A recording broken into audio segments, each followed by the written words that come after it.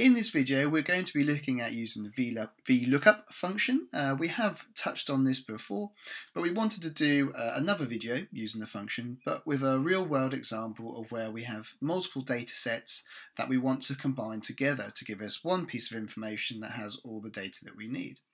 So in our example, we've got 3 data sets in total. So the first one, we'll just step through each one of those. So the first one is the table you see in front of you. So we can see we've got a person's first name and their last name. And we've also got an identification number titled ID in column A. So the ID is unique for each individual. In data number 2, we can see that we've got now some location information. So we've also got our ID number here in column A, and then we've got a country in B, a city in C, and then the address in D. So obviously each of those being for a particular individual. And the last one we have in data 3 is once again our ID number in column A, but this time we've just got an email address for each individual. So the outcome of using the VLOOKUP and what we want to achieve is, rather than having this information spread across 3 separate sheets, we want to pull it all together into this first sheet we have here in data number 1, so that it's just all in one place and a lot easier for obviously to us manage. You can obviously get or you might result in having separate data sets that we've got here if you're sourcing out of different databases, or if you have different sources for different information. So in your working environment, you might find that one person has your list of contacts, but someone else has the location information for those contacts, to give an example. It's also worth just mentioning here, just for like data protection reasons, all the information that we're looking at in this example is not real person information. It was all generated at random. So this information will not tie back to any individual in particular, or if it should do, it is by all means complete coincidence and just down to random luck. Okay, so a bit about the data that we have. So if you didn't know already, when you're using the VLOOKUP, you obviously have to use an ID, or you have to have a lookup value in your starting table that you're going to look up in a separate table to return some other information. And when we're working with data, obviously separate data sets, we need to ensure that we have a unique identifier in each of those data sets. And a unique identifier is an ID that will allow us to associate each piece of information with that particular ID, what ties everything together. So for us, and luckily the information is all sorted in order, we can see that in data number 1, in row 2, we've got Rudyard Osborne, and his ID number is OSB and the number 1. If we then jump across to data number 3, we can see that we've got obviously the ID again in row 2 of OSB1 that we know relates to Rudyard, but then we can see what his email address is. So we know that ID here, as long as the ID is present, then all that information will tie back to that individual, and the same for locations. So we've kind of ticked number 1. So we've ensured that there is a unique identifier to tie all the information together present in each of our data sets. So this is a step that you need to make sure that you have checked as well. So if there isn't a unique identifier, you either need to ensure that you get that added, so if it is available in the source information, or alternatively you may need to create an identification or a unique identifier to allow you to do your VLOOKUP. Once you've achieved that step, we can start now populating this information. So the first thing we want to populate is, we'll start with location. We'll go in the order of the data that we have. So we have, let's have a look in data 2. So there's 3 pieces of information we want to pull through: country, city, and address. And for example, all the countries are going to be United Kingdom, but nonetheless we will pull that through anyway. So to do this, we need to go back to data number 1, the place that you want to insert your VLOOKUP formula to pull through the information. And just for our reference, we'll put the top here, we'll call it country, city, and address, so we know that what columns we're looking for. So when we're looking at enter our VLOOKUP, we do equals VLOOKUP. And I didn't need to do the up in capitals there, so let's just do that. And then open our brackets. So our value to look up is our unique identifier, what we've got in column A here, of OSB1. then we hit comma, and then our table array. So what we need to do is we need to ensure that that lookup value, or our unique identifier, is at the start in the first column of the data we're going to look for it for. And obviously another tick, so we can see that it is indeed, and it's in column A. And what we're going to do is just select all of this range here, so go in all columns from A through to D, because that is where all our data is contained.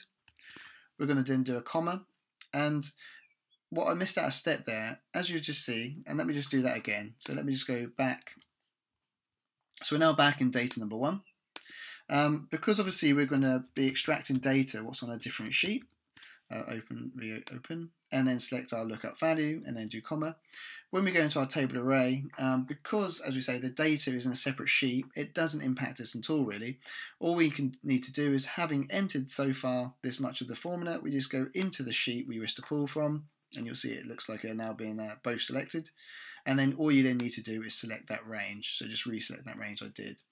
The only difference you'll notice when you are selecting data from a different sheet to the one you're pulling to is that the sheet name will be referenced in the formula. So you can see we've got data 2 here. If this information was in the same sheet, you wouldn't have that, it would just show column AD. But this is the only difference that you'll see. Once we've selected all that range, we then need to enter, having hit comma, the column index number. So this is obviously the column which holds the information within this table we've just selected that we wish to return. So the first column we want to return is in column B, and that is the second column within our table, and that is country. So all we need to do is enter the number 2. And then lastly at the end here we have our true or false options. So we can either enter true for approximate match or false for exact match. And it looks like my laptop's just about to die, so I'd best just plug that in now. So we have either true, sorry about that, so we have either a true option here for approximate match, or we have false for exact match. So what we're going to do is we want to get an exact match, so we'll just hit false, double click, and then we'll do our close brackets and then hit enter.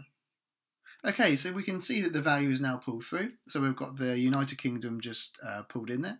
What we're going to do is use the autofill, so that little square in the bottom of the corner there. If you hover over that, you'll get the black crosshair. Double click that, and that will pull that formula down for each of those other values. And while we're here, I'm just going to copy the formatting from column C using our format painter over the side here. Just click that once, so it's selected, and I can click and drag so it applies to those other fields as well. Okay, so when we want to pull through city and address, because it is going to be exactly the same formula as what we just now entered here for country, the only difference is going to be our column index, so where you've got number 2 here.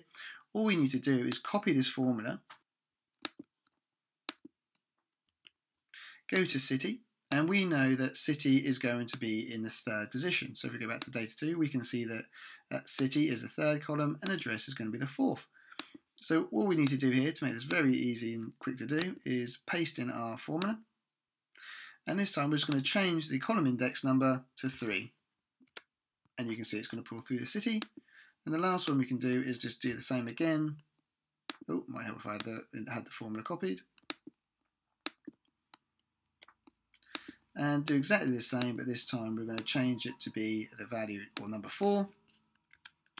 And there you go, it's pulled through the address. So that's another quick way you can do it, rather than having to keep going backwards and forwards to enter pretty much the same formula in again and again.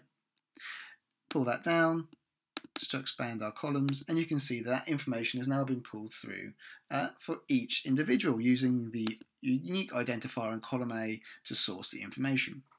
So we've got address done, so that's a tick there. So the last one we have is to pull through email address. So the last thing we need to do is once again enter our VLOOKUP. Select our unique identifier. Our table array this time is going to be in the data sheet or data 3 sheet. So if you navigate to there, only got 2 columns in this table, so we just need to select both of those. And you can see data 3 has been referenced in the formula at the top here. Column index number to return is number 2, and this time we're going to once again do false because we want there to be an exact match on our unique identifier or our lookup value. So once I enter that, we can do enter, and we can see our email address being pulled through. We'll use our autofill again to pull that down. Slight bit of formatting, where we'll copy across to G from column E. double click where we've got the little crosshair here to make the column the same width, and we can now title this email. And there you go. We've now pulled through all that information, what was previously in separate sheets, and we've now got it into one smart format, what's easier for us to navigate and to be able to see the information for each individual. So for Kevin in row 3, should we say, we can now see, rather than navigating across all 3 sheets, we can see what the name is, we can see where they are, they're in Edinburgh of the UK, and we can see their email address as well. So that makes it a lot easier. One point to mention is at the moment, obviously we've still got formulas in here. This is great if our data is going to constantly be updated in data 2 and 3, in case we need to update it to later information or new information.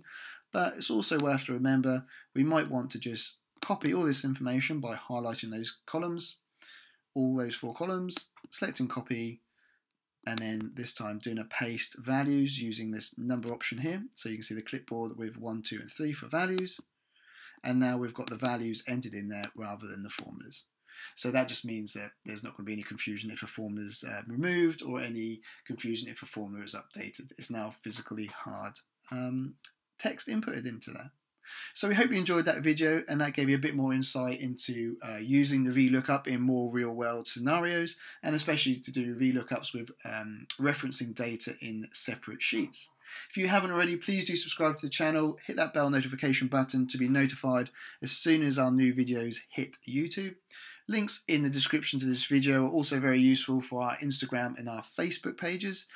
If you have any questions at all, either drop us a comment on our social pages or drop a comment below this video and we'll get back to you as soon as we can. Thank you very much and we'll see you in the next video.